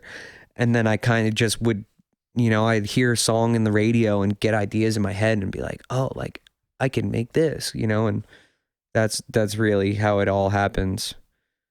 I remember my brother's girlfriend, she sent me this, or her and my brothers were jet skiing, and she posted a video of the song, like with the song Body, like as the, you know, background of the video. And I hit her up and I was like, what is that song? I have a fucking idea in my head for it. And she sent it to me. And like, I always say to her, like, yo, if I didn't hear that song from you, like, I wouldn't have remixed it. And which is to this day one of my biggest remixes. Yeah, go listen to that. Yeah, that one definitely, it's like, it's almost at like 50,000 streams, which is, dude, I'm fucking blown away by, like, whoa, that's crazy. It's really cool too to see stuff blow up on Spotify like that. Because, I mean, not Spotify, SoundCloud. Because, like, I personally, like, I go on SoundCloud when people release things, and like, if I really want to listen to like a specific thing, like, it's not my like go-to with playlists, just because, like, I feel like Apple Music and Spotify, I have fucking both. Yeah. Like, because I just like listening to people's playlists. Yep. And so, like, those are my go-to things because they're just so much more, like, clean. Like, do you find that, like, is that a struggle for you kind of being on SoundCloud? Because, like, there's kind of a little, like, not taboo, but just, I'm gonna say the word taboo and you'll understand. Yeah, no, like, I get what you're like, saying. Around it, kind of, where it's like, oh, you just post stuff on SoundCloud. Yeah, like, like it's not real. Yeah, like he's just a SoundCloud rapper, like, you know. Yeah, no, everything what you're saying is like spot on. People will be like, oh, why don't you release music like on Spotify? And like the edits I do make, like, dude, like, until an artist hits me up and is like, hey, I'll send you the stems, like, and it's an official remix, then that's when it'll get posted, like, to those places. But that hasn't happened yet. So it's like, I'm kind of... Do you, like, reach out a lot to them and, like, ask? No, I never you don't like... want to be, like, pushy with them. I don't want to be pushy with stems and stuff like that. Oh, dude, all the time. And if you make something that's dope, like, and you send it to the artist, like, and they fuck with it so heavy, like, they'll be like, oh, you made this edit without the stems, like, here, let me send you the stems, and then make it like official. But yeah, that's never happened. And I know you could do the remix contests and stuff, but yeah, I don't want to upload like remixes on Spotify or Apple Music, because I was thinking like maybe next year, like 2021, I don't know if I would wait another year, but I want to start putting out original music and you know, getting stuff on like Subsidia or like Wakan, like stuff like that, like some like dope, like hybrid trap, like dubstep. Oh no, I know for a fact, like, it is. Like I have songs that are like, I'm like, oh shit, like they definitely would sign this. As you, like, just imagine the stuff that you haven't made yet too, dude, you know? Yeah. Like, as you're making more and like growing and learning new things, new tricks, new tools in your belt of like producing. Yep. Like, that's how it happens. How much better it's going to be and how much more likely, especially if, like, even if you're just sending the stuff now and they like just see it and like hear and they're like, oh, this is kind of cool. Yeah. You know? Yeah. Like, just to like get that name, like recognition. Like, if they see like you sending them shit like every month, like, eventually that they're gonna be like, okay, he's dedicated. Yeah, like, you know? Yeah, no, of course. And what's dope that you're saying is like, well, one, I don't really get to like talk about stuff like this with many people because not many people like know shit like this. But literally everything you said is spot on, because I send stuff to people and like, you know, sometimes they didn't answer at first. Like, people, you know, they'll see it and, you know, you'll see that they're listening, but they're not downloading, and you're like, fuck, man. And you're like, you'll get discouraged, but like, dude, you just keep doing it, and they'll be like, oh, I know this guy. I heard. And there's artists like before. Fucking, like I know Luca Lush. Like I send my stuff to him all the time, and dude, he totally like would butcher my name every single time he would go on his live streams, and I'm just like, fuck, like goddamn. And now, like, not that you're like friendly, but like now when I email him, like he'll answer me right away and like hit me back up, like ask how I'm doing and shit like that. And like, so it's just stuff like that. People will be like, oh, this kid's gotten so much better, like since he first started sending me stuff. Or, you know, dudes like Nitty Gritty, like I talked to and stuff, and like I would send him tunes and shit, and he'd be like, you know, like this is dope, but like I think if you changed it this way and you know, worked on your mixing and stuff, like you'd be that much better. And then, you know, over 6 months you keep sending stuff, and he's like, dude, you listen to me, like you're fucking doing great. And that's all you need, is just like somebody to be like, hey, you can't hear from everybody like, yo, you're fucking killing it, because then it's like that doesn't really it doesn't like help you at all. But definitely like artists like saying, like giving you, I always, whenever I send stuff, I never ask people to like repost. I'll say, if you guys like, any support is always appreciated, and if you could give me feedback, like that can help me. And I'm not a bitch. Give me constructive criticism. I'm not going to get offended. There's people who will get so butthurt if you're like, hey, I think you should do this. They'll like, you know, because I get it. It's your baby. You worked on that, and like you fucking put your heart and soul into it. And when someone tells you like, yo, it's not good, like, you know, you want to get offended. But it's not like that. They're just trying to like help you and make you better as like a producer. So you got to take it with a grain of salt and just, you know, fucking, you'll be good. You just keep getting better. That's something that's like I love about EDM. It's why it's one of my favorite genres, because like the potential is like so great. Like if you put in the work, I feel like it shows quicker kind of in electronic music because of the like time that we're living in. Like it's all digital. Like you can put stuff out more. You don't have to like, you're not waiting for like when you record with your band, you're not waiting for the engineer and then like like have an album. You got to work on an album. You got to write the whole thing. Like with EDM, like I feel like there's so many singles and like little EPs. Like you can just like fucking shit out music, you know? And it's like, if you really put the time in, it's going to show so much quicker than in these other genres. Like, is that something that like drew you to the genre, or was it just the music itself? I think for me, it was the music itself. Like, just like a perk. I loved it. Like I loved the energy of it. I loved how it sounded.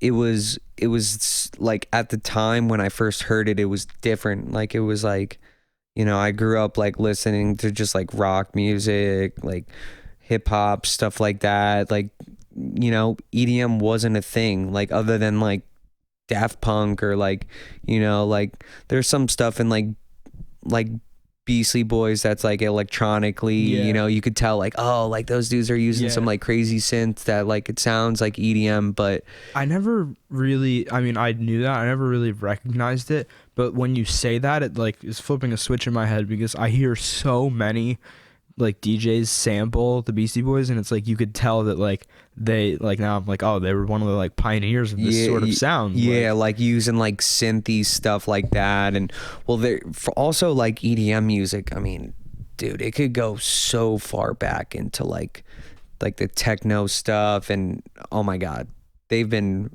having, New York City was having underground raves in like the fucking 80s and shit like that, just playing Boots and Cats shit like that. Like it, you know, it's that shit's been going around for so long. But like the kind of like the I guess it would be the dubstep, bro step stuff that like I heard in, I think it was 2012. I was like, whoa. Like Scary Monsters, I was like, dude, whoa. Dude, like what is this? Who is a Skrillex? And so, call 911 now. dude, I was like, whoa, this is so fucking cool and so different. And dude, like that just it made me like want to dig deeper. Like, okay, like there's more dudes than just Skrillex and Flux Pavilion. Dude, that's the wall that I hit. I was like, back in the day I thought Skrillex was the only like because I didn't hear of anyone else, so I was like, oh, this is Skrillex, this is cool. I bought the albums, like I bought the like the Bangarang album, or I forget what's it called, with Bangarang and shit on it, like that like one album that everyone listened. Was it Scary or Nice Spirits? Scary. So that was the first one. That was like that wasn't the Bangarang one, but I think the Bangarang might have been their own album or EP. I'm not sure. Where they did the song with the Doors and stuff like that. Like that album was fucking sick. Whatever the album was, like I remember I had those, like that one or the like couple, and it was like, this is like the coolest thing that I've ever heard. And then eventually I just fell off because he wasn't releasing a lot of music, and I didn't know of anyone else. I think I like randomly heard like a Daft Punk song, but I like wasn't like ready for it, I guess. Like it was just some like really out there shit that I was like, the fuck is this kind of thing. But yeah, like, sorry, where were you? I just totally cut you off, I think. No. So I just I think like Daft Punk, trying to think of some like earlier like guys who were doing like, or putting on, I guess, like a name for like EDM type things. I mean, just Flux Pavilion, like you said.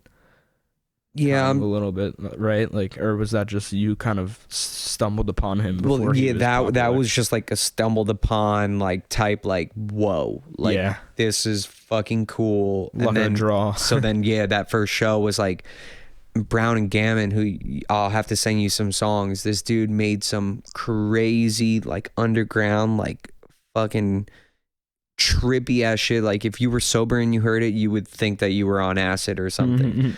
And then like God forbid you're doing drugs at the show. Like it was like the coolest fucking thing ever. And dude, Brown and Gammon was sick, but I don't know what's going on with him. Rest in peace, Cookie Monster. He was on some like fucking heavy, because like Flux was on like the more like mainstream dubstep, but Cookie Monster and Fun Case were like on this angry, like I might have crazy sound. I might have seen him, or maybe I missed him at a show, at a festival. The two of them, I think I saw Fun Case, I forget. Yeah, they would go back to back a lot. Those guys. Maybe it was them back to back and I missed it. I don't know. Yeah, they definitely were super dope. Yeah, rest in peace, Cookie Monster. Yeah. I don't know how he, to this day, how he died. I'm pretty sure he might have committed suicide. Because I think his team was like posting like, hey, check in on your people, and like the way that people were making it seem, it like kind of, I got the impression like, oh man, like, because I know with COVID and stuff, like people are like, you know, they're out of work and they're just depressed or stuff like that, have mental issues or health problems, stuff like that. And dude, that was really sad. And then the IO thing, that was really sad too, because I feel like he goes by IO. I don't know if I'm familiar. I don't know why you wouldn't be, but I feel like you would. He's maybe if I heard it. I'll show you a picture of him. He went to Icon, and I would see him in the lobby all the time. And he was so cool. He was going by Fox at the time. He's putting a bunch of stuff out on Dim Mak, which was like dubstep, heavy, like trap shit. And then he just went like techno, and like, dude was blowing up. This guy. And he was doing stuff with like Dead Mouse and stuff, and dude, I'm pretty sure he might have committed suicide, which is terrible. Dude, like, so he's he's posted like so he passed, their team posted November 24th on his page about him passing. And on November 18th he posted a picture of himself, that picture. And it says, do you ever question your life? Like, so he was like throwing out like subliminal messages, like low key, which is really, really, really sad. and check in on your friends, people. Yeah, for sure. Be nice to people. For sure. Definitely don't be a dick. Yeah. You don't know what people are going through, and definitely reach out to your friends and simple text of like, hey, how you doing? Yeah. Like, are you want to grab lunch? Like, that shit can really change someone's like outlook on life and not think like that they're alone, because people have fucking problems and shit, and everybody goes through it, but sometimes people don't think that they'll ever get out of it. So yeah, definitely reach out to your friends and shit like that. For sure. One like last thing that I wanted to touch on, because I've probably been going for a while and we could easily continue for a really long time, chilling, man. Is we talked earlier about being into a lot of different like genres of music, like stuff like metal and like country, stuff like that. Like I listen to like funk and the blues and like jazz, like everything I can like get my hands on. Like I just shout out to God's Violin. She sent me a like classical music playlist. She's this violinist, and she like makes EDM. Oh, that's sick. Yeah, she works a lot with that kid Sacred Scrolls I was talking about. Yeah, I'll have to check both of them out. Shout outs to Brian to Sacred Scrolls. But so they like, she sent me this like classical music playlist because she's like violinist. Okay. Like, and it's like a whole like, there's so many like different worlds. It's like incredible. Where do you like dabble in the most outside of EDM? I'm gonna say hip hop. Okay. Because I make a lot of beats. I make a lot of beats that are like I don't really like to send my stuff out, because you kind of have to like set like a standard for yourself, as in like I can't just like give away beats for free. Yeah. Like, because I know like the beats I make and stuff, like I'll hear like fucking songs by like rappers and shit that I like, and I'm like, dude, I could have made that beat like 110%, or I have beats that are way better than that. Yeah. But so that's why I'm like, dude, I can't be like giving my stuff out for free, but I'll send them to like artists I fuck with, and if I definitely fuck with you, like I will give you beats, like no charge, whatever. We could split royalties, whatever. I'm not really worried about that, because it's not like I'm gonna, unless I was putting out something that was getting like millions of streams. But yeah, like there's artists I've worked with that I'll give beats to for free and stuff, and just because I genuinely want to work with them. But yeah, definitely I feel like the goal is to like do the EDM stuff, and like on the side like have like a little project of like, hopefully somewhere down the line getting placements and stuff like that would be sick. Maybe get on BeatStars, or I know like websites like that are kind of hard to like sell your beats on. There's so many kids who are killing it nowadays who like do that. Exactly. It's just an oversaturated business. But if you get your hands on like, or ever in the studio with somebody, like you never know what could happen. Like anything you could fucking make a song with Post Malone, and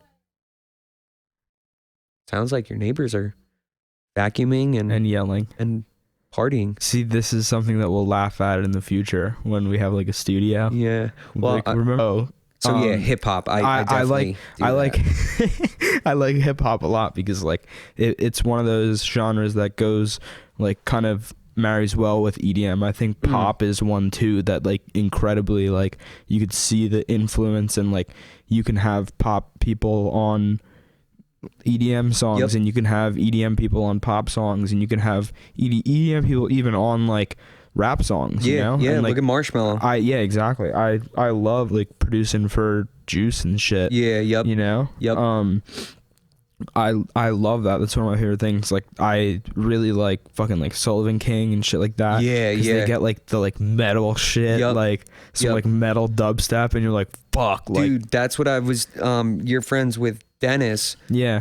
Shout out Dennis. Yeah. Shout out Dennis Mosquera. Waking Up brand. Necklaces. Waking Check Up. them out. Inventure, their stuff, they're fucking super sick. But John Dennis Dalton is too. so fucking talented, and me and Austin are really good friends, his younger brother, and we've just always talked about working. I've had him send me like stems or some guitar stuff that like I've made like hip hop beats over or something. And one of my buddies actually, was doing like a class for his college where he had like a podcast, and I did like the intro with the guitar that Dennis had sent me, and I added like some rock drums on top of it, so it sounds like a band playing, but it was like something that I made, which was it was cool to see, like, oh, you know, and like me and Dennis were just fucking around, or he was fucking around and sent me these stems, and I, you know, made this beat, and my friend ended up able to use it as the intro for like his podcast that he had to do for class, which was cool.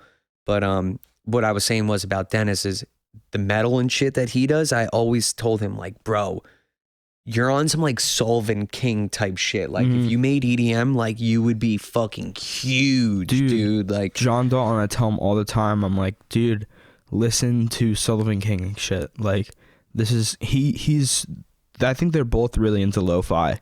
Like John's always listening to lo-fi. Like I always hear him listening to it. And how familiar are you with their new album? I'm not. I didn't listen to their whole album, but there was a couple songs that Austin had showed me, like the one where I think my favorite one where it's like "fuck yeah." Yeah. I don't know if "fuck you" is the name of the song. No, I don't think it is. Dude, like that song is so fucking hard. Makes you want to punch your fucking neighbor in the face. They have a song called "Laps" though on it, and it's like metal but lo-fi, like kind of like the stars like twinkling and like shit like that. Like I said earlier, I always wanted to like listen to their music more and like actually be able to like appreciate it, because like they would drop something, I would listen to the song, I would post it, and then I just like wouldn't listen to it again because it wasn't like my thing really, and I wasn't like into it because I never really exposed myself to it.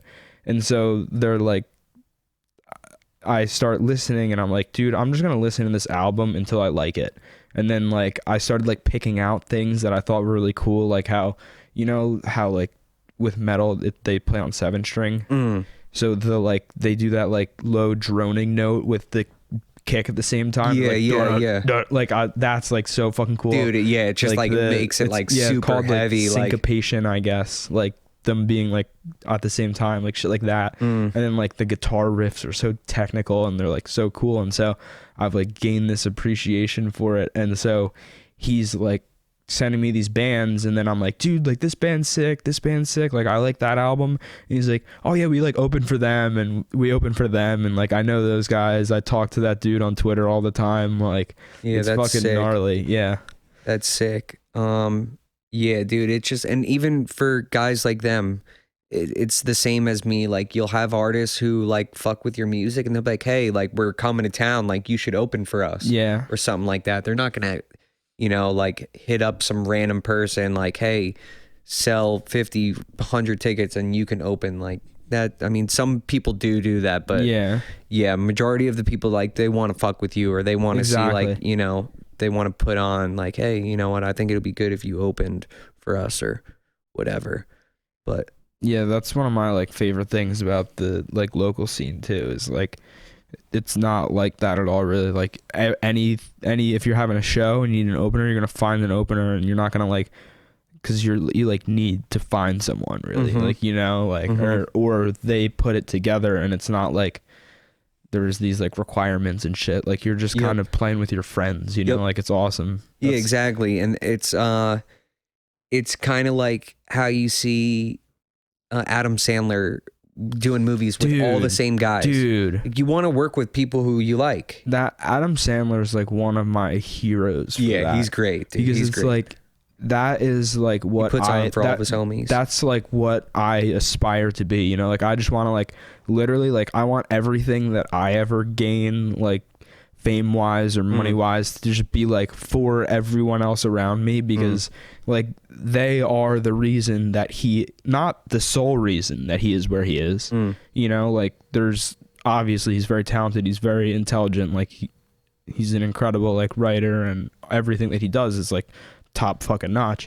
But those people like that he's like been friends with and networked with, like they made him who he was kind of, and like shaped him, and so he like wants them up with him, you know, like I don't want it to be like the podcast. I feel like it's like bigger than me, you know, like it's not about me, it's about like everyone. Yeah, for sure. And it's like everybody, you know, people who were doing like episodes with you and stuff, who like, you know, it'll grow like naturally, but so for the Adam Sandler thing, like he likes to work with artists that he likes to work with, and it's like doing shows. You want to work with artists you want to work with. You don't want to work with someone who's an asshole.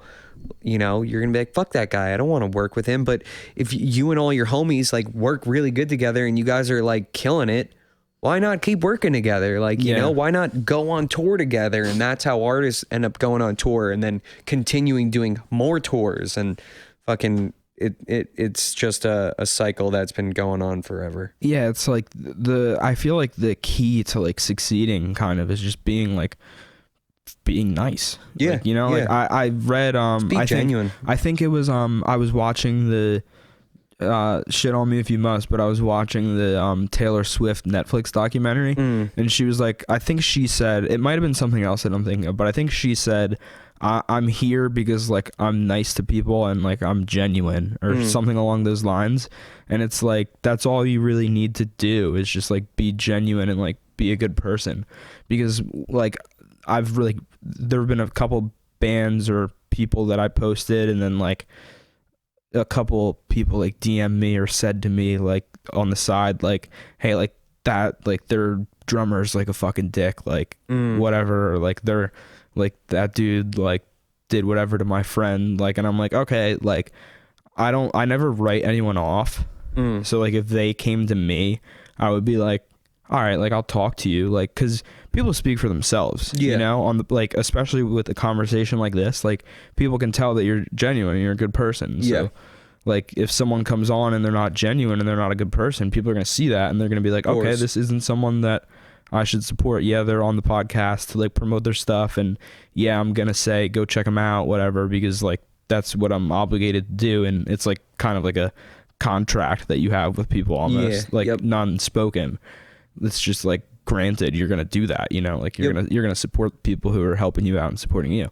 And so, but people will know that like this person is not genuine, you know. So like I'm not afraid to, people are like, don't give this person a platform or whatever, and I'm like, no, like they'll speak for themselves. If they're actually a good person and this was just like some misunderstanding, mix up, or they fucked up and they regret it and they're like working on themselves and becoming a better person, you'll see that and it'll be like, okay, like look, they're not a complete piece of shit. They fucked up, but everyone fucks up. Exactly. So like a note on that is just like, you know, people are going through their own shit sometimes, or sometimes you might catch someone on a bad day and they might be a dick, but like, you know, that something, you know, might have happened to them that was just out of their hands. And you know, but I think if you're just a genuine, you know, nice person, like people, they see that, like you can, you know, you can totally see that. But once you like, you know, are kind of being like greedy, and people are tell like, oh, like that person's a dick and like he's just doing it like for himself, like people are not going to want to work with you, and then they will never work with you, and then you're just going to alienate yourself from everybody, which is what you don't want to do. Yeah, the exact opposite. You can't just be kind, you know, support other people, like, you know, like I said, it goes back to just people want to be loved too. Yeah. So if you're showing love to someone and they're not showing love back, they're gonna stop. But if you're showing love, even a simple like, even a simple share, like it can go a long way. You know, like how it's not that I base my happiness and like satisfaction off the amount of views or likes or whatever comments, but like when I do see that stuff, it does like elevate me a little bit, you know? So it like, it's so like meaningful for someone to be like, dude, I like, for someone to take the time out of their busy day when they're doing tons of shit to like sit and listen to what you're doing, especially with a podcast. Because if someone texts me and says, I listened to the whole like whatever podcast, like this, I thought you guys talking about this was sick, or like something like genuine and like positive about it that like I see as well, so I know it's like real and they listen to it, it's like the most meaningful thing in the world, you know? Of like course. It's just something that small, like you really could like change someone's day. Like people have like said things to me and I'm like, okay, I was having a shitty day, but like this person had a positive experience in their life because of me, and like were thankful enough to reach out to me and like say thank you, basically. No, dude, literally what you're saying right now is, I'll pull up on my Twitter this girl I used to work with. in Cali, she used to bring her son in all the time and stuff, and like she was always super supportive of me, like doing music and shit. And like she might have not fucked with EDM, but like this girl made a SoundCloud to repost like all of my stuff, like shared on her Facebook, like shared with her family. Like, so she tweeted at me yesterday and was like, at DJ Nicodemus would be so proud of my son. My son is jamming out to his music, LOL. And I could have just like liked it and not answered and been like, oh, hi, cool. But like, dude, that fucking made my day. And I said to her, I was like, this made my absolute day. I miss y'all. And like, dude, little stuff like that can make you think, like where I was saying before or earlier, like, am I really meant to do this shit? Like, this is why I do it. Like, that's the like exact reason why I do it, dude. Like, I had another kid hitting me up last week on Instagram who was like, yo, I just want to let you know, I listened to your Rain edit and me and my kids love it. And every time we get in the car, they ask to put it on. And I was like, I saw that. I was like, dude, no fucking way. I was like, yo, like, you're like a part of those people's day. Dude, like every time they get in the car, the kids want to hear your music. Crazy. It's like, it's crazy to think, bro. And it literally gives me the chills to think like, wow, like, I don't know how old his kids are, but like so fucking cool to like think that someone's like, Dad, put this song on. And like, you know, like that's crazy. That's crazy. And like, dude, I could fucking, if I died tomorrow, I would die happy being like, you know what? Like I went out like doing what I was like meant to do. Exactly. So that's exactly how I feel. I'm like, you know, I want to do this a lot more because it makes me happy and I enjoy it.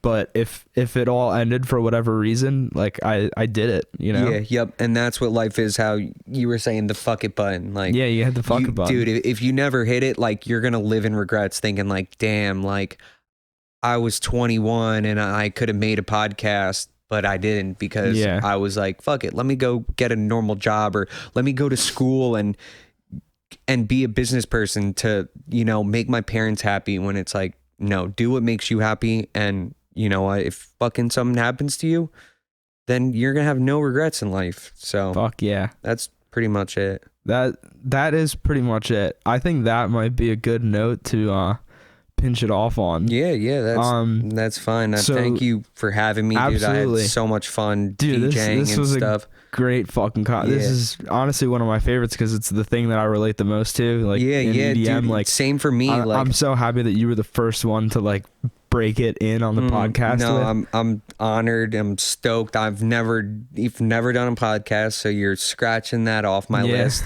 You know, I don't really get to, like I said earlier, I don't get to talk to people about this much because, like, you know, I have my friends who will support me and stuff, but nobody really like I get to talk like music with. And that's like my passion. So yeah, I loved being here today. Like I said, thank you so much for having me. Your plugs, plug your shit. Plugs. If anyone's still here, I'll put them in the front too. But. Yeah. So you can follow me at DJ Nicodemus, DJ Nicodemus on Instagram, Twitter, SoundCloud.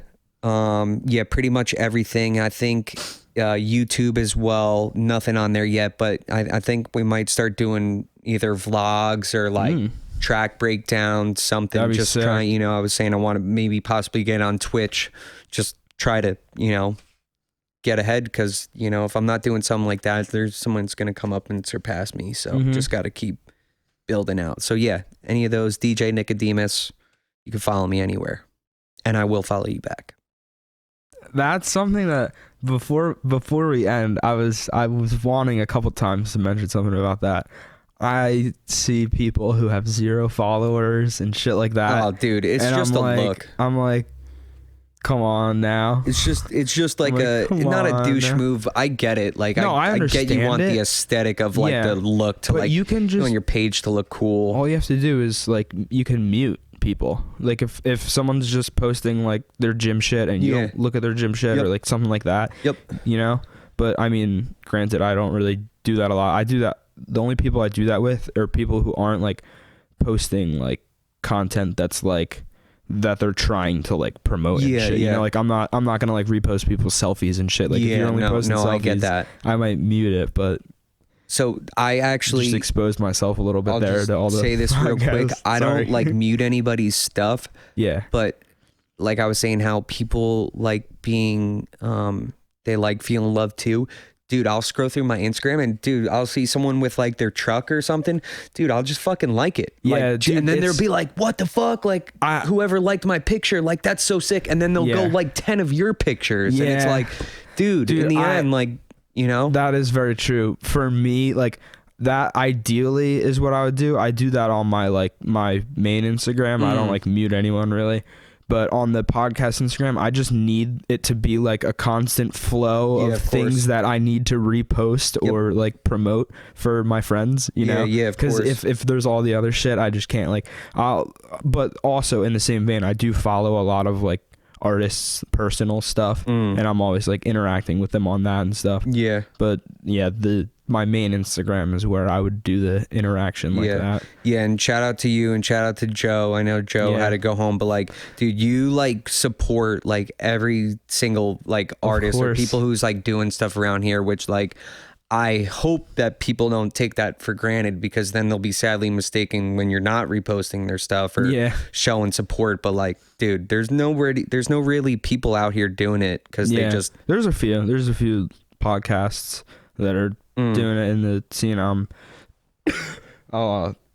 Like Only Posers Don't Listen. There's a couple other ones. They're actually like, but they're more like just one genre, I think. Not one genre, but like the like punk kind of scene. Almost. Yeah. No, so for all guys your punk hit the heads with Only everything. Posers Don't Listen. Yeah. So shout outs to Vital Ventures. Dude, yeah. Shout out to Vital Ventures. That's my family right there. They're great people. Go buy some merch. Go to their Instagram, Vital Ventures. How do you know merch. him, by the way? Me and Liam, the owner who started it, we went to high school together. Okay. And I met him. I think I was like a freshman in high school, and I think we went to middle school together, but we didn't know each other. Mm-hmm. And then I think we had a class together freshman year, and I was like, oh, like that's cool. Like this dude's cool as hell, and like. So then me and him, we were going to skate parks and stuff like that and doing stuff. And then, we just were always good friends throughout high school and stuff. But then once I moved out to Cali and like he was doing his own thing and it was like, oh, we're both doing shit now. Yeah, just both like doing shit. Like and then I came back and like he was starting up Vital Ventures and like I was telling him, I'm like, bro, this is going to be a huge company. Yeah. Like I can see the potential. And like already like the amount of people that are like supporting it, like it's only going to keep going up. And like kind of like how you see Virginity Rocks and like Zoomies. Like I tell him, I'm like, bro, your stuff is going to be in PacSun. It's going to be in Brave New World. Like it's going to happen. Just keep doing it and don't give up. And it has a huge, huge, huge future. And I love their stuff. I don't even just support it because he's my friend. Like it's genuinely like a cool fucking brand. No, like, it looks dude, fucking like sick. It's sick, dude. Like it's so sick, and like everything that he's doing, like hitting, surf, skate, like just everything, like hiking, you name it. Yeah, they've got motorcycles. Like, dude, he's nailed a market that like I haven't like wanted to support somebody so much where I'm like, dude. I believe in this. Like it's like a really I'm fucking investing in it. Like it's a really cool lifestyle brand. Yeah, dude, it's great. Like you don't have to be a fan of Vital Ventures, but if you see the logo, you're like, oh, that's dope. Like I would buy that merch because it's sick. But then like everything behind it, like it makes it that much more cooler. Yeah, I want to see him do like.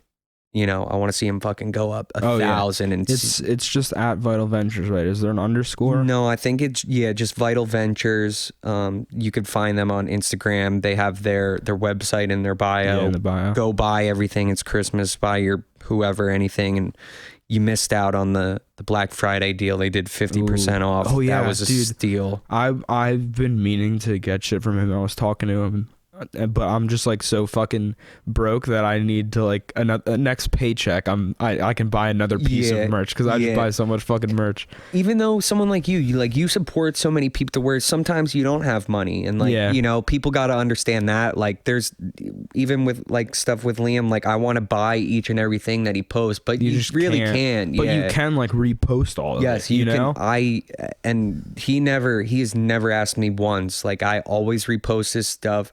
I'm always just anything, because one person might see it and then, you know, they'll buy stuff or they'll send to whoever. And, you know, I've had my mom's boyfriend's kids, they saw me posting about the Vital Ventures and they were like, oh, like, what's this brand you're posting about? Like, it's really cool. Like, I want to buy stuff. And I was like, hell yeah, dude, like buy stuff. I was like, this is one of my best friends. Like, go buy the shit out of it. And I think they bought like, I don't know how much stuff, but she bought like a bunch of sweatshirts and jackets, shirts and stuff like that. So that the other thing too is like, just even if you just have one shirt, like put that in your fucking rotation of clothes that you wear, you know, right? Like I try to like, before I wear clothes that aren't like someone I know or like an artist's like merch or something like that, like I won't wear clothes that aren't that until my clothes that are all dirty. That's my rule, you know, because so many people come up to me and are like,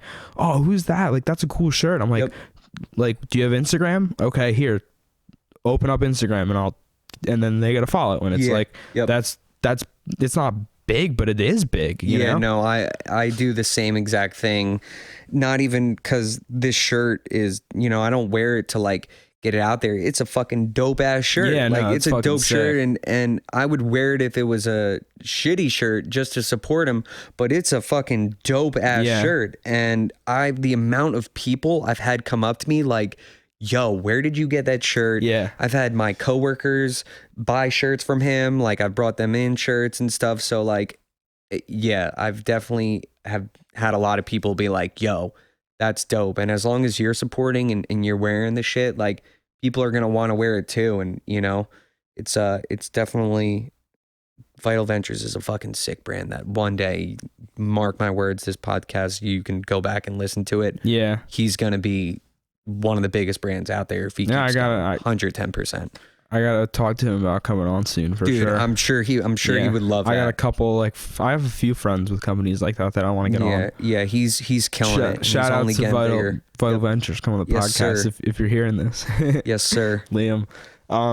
So last note for me is speaking of merch that I got on this necklace we were talking about, Dennis, Waking Up brand. Yeah, those are sick. Super dope. It's like a bullet shell with like a crystal coming out of the bottom of it. It's fucking sick.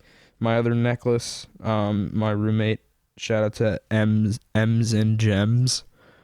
She wire wrapped it for me. She makes cool jewelry. And my sweatshirt, Matty Pask, the boy, gotta check him out. Dude, that sweatshirt is dope. Yeah, it's his EP's sweatshirt. I have a few stickers. I might have an extra sticker I could give you, but like it's the cover of the EP. Yeah, that's cool. No, and the necklaces, they're super dope too. Yeah. I had the one from Waking Up brand. Yeah, I was on that years ago, and then yeah, dude, I was so bummed. I need to buy another one. I would be upset. I would be very upset. Yeah, and then Emily's chains are cool. Those stones, I have a bunch of those stones in my car and stuff that I'll keep around with me, or I'll put them out in the sun, or you gotta let it charge for like a full moon or something like that. Yeah, something like that. I don't know. Yeah, I'm pretty sure that's what it is. Whatever. Like you put them on a windowsill when it's like a full moon, and like the moon will like charge them up. This is just like a random ass fucking rock. Oh, is it? Yeah. Hopefully not a rock from like the fucking outside at the street. No. Yeah, I think I've told the story before, but I was gonna tell it earlier. I went to that drive-in show, and this kid, like, I was talking to this kid right before we were leaving, and it was at the very end, and it was like over, and then I was just like kind of wandering around, like, oh, I have to leave now, like, and like he was kind of doing the same thing, and we were just like, how do we just leave now? Like, that's funny. Like what? And then he was like, yeah, man, I don't know. Like, he was like, wait, and he was like, stay right here, and then he like ran and like got this huge ass fucking rock and like handed it to me and was like, this was charging the show's energy like both nights and like just fucking gave it to me, and I was like, oh my god, that's awesome. So I had to fucking wrap a bunch of them. So that was the rock. Dude, that's sick. I like broke it into a few different pieces and like made necklaces out of it. It's awesome, dude. That's cool. I think I have. If you want one, I think I have another. I've just been like kind of giving them to people because the dude just gave it to me. So like keep that for yourself. But that is like I have a bunch. Wild. I have a bunch, and I still have like a majority of the rock. So like you're more than welcome. Yeah, I just think like about like the kind of how we said like the whole night charged like or for 2 nights like that's like something. Yeah, you know, that's cool. Even like if it's just kind of like a. Not a thing. It's still like it was there. Like this was there. Yeah, you like me and this are the only 2 things that I have in my life that were there really. Yeah, you know? and also cool. That will bring back good memories. Like you can, you know, like think back to like, oh, I remember like this specific thing. Then where if you weren't wearing anything at all, it might just be like another thought that you know you're not really gonna think about. But that's cool as hell. That like I could picture someone like just like tripping like hold on 1 second. Yeah. Coming just back like rolling I got this fucking rock. Yeah. Dude, that's cool. We'll call it on that. But can I get one more check? Check. Okay. We're golden. We are good to go.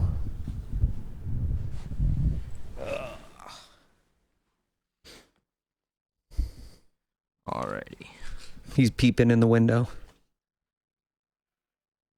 Come to interrupt the podcast. Wait. Tell them why you're not gonna be here. You really want me to? Tell them why. So I forgot my glasses. Tell them sorry. I'm terribly sorry, but I only have prescription sunglasses. So if I drive at night, I'm actually legally blind, and I will probably do damage to myself or others. So that's why I'm absent. No bueno. Thanks. I forgot my hat. I think it's over here. Over behind me? Right here. Yeah. Alright, dude. Be safe. Get home before dark. Yeah. Everybody listen to Nicodemus. Yes, sir. Yes. Awesome. On SoundCloud. Alright.